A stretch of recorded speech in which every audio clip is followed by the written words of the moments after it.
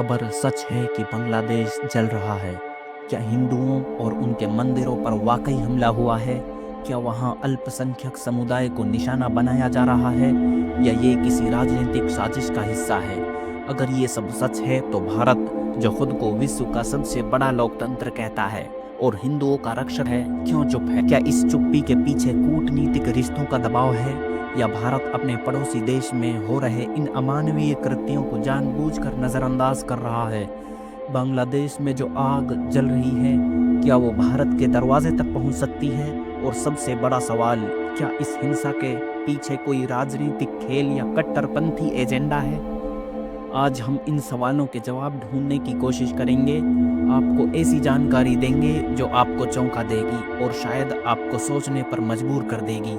क्या ये सिर्फ बांग्लादेश का मामला है या इसका असर हम पर भी पड़ रहा है? बांग्लादेश में हालात बेहद खतरनाक हो चुके हैं। बीते कुछ दिनों में वहां सांप्रदायिक तनाव की खबरें सामने आई है। हिंदुओं के घर जलाए जा रहे हैं और मंदिरों पर हमला हो रहा है और मूर्तियों को अपवित्र किया जा रहा है। सोशल मीडिया पर कई वीडियो वायरल हैं जिसमें कट्टरपंथी समूहों को हिंसा करते हुए देखे जा सकते हैं। क्या ये हमले सच्चाई हैं? सबसे बड़ा सवाल, क्या ये सब वाकई हो रहा है या किसी प्रोपेगेंडा का हिस्सा है? जमीनी स्तर पर मौजूद रिपोर्ट्स और पीड़ितों की गवाही बताती है कि ये घटनाएं हकीकत है। ढाका और चटगांव जैसे बड़े शहरों में हिंदुओं के धार्मिक स्थलों को तोड़ा गया है। बांग्लादेश में हिंदुओं की आबादी तेजी से घट रही है। 1947 में जहां उनकी जनसंख्या 22% थी, आज ये 8% से भी कम रह गई है। क्या इसका कारण पलायन है या ये लगातार होते हमलों का नतीजा है? सवाल उठता है कि इन घटनाओं के पीछे असली खेल क्या है। 2024 में बांग्लादेश में चुनाव होने वाले हैं। शेख हसीना की सरकार पहले ही विपक्ष के दबाव में है। बीएनपी और जमात इस्लामी जैसे विपक्षी दल लगातार सरकार को अस्थिर करने की कोशिश कर रहे हैं।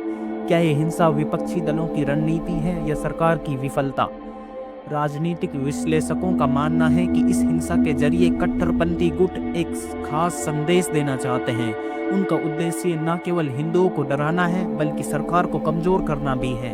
सवाल ये है कि क्या शेख हसीना सरकार इस हिंसा को रोकने में असमर्थ है या इसे अनदेखा कर रही है?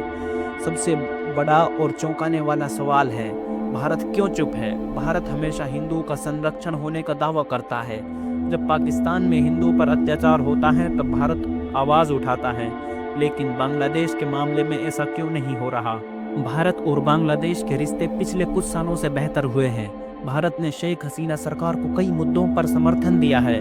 क्या भारत इन रिश्तों को बिगाड़ने से बचने के लिए चुप है? अगर भारत आज चुप रहा तो क्या इसका असर भविष्य में उसके खुद के अल्पसंख्यक समुदायों पर पड़ सकता है? क्या ये चुप्पी भारत की वैश्विक छवि को नुकसान पहुंचा सकती है?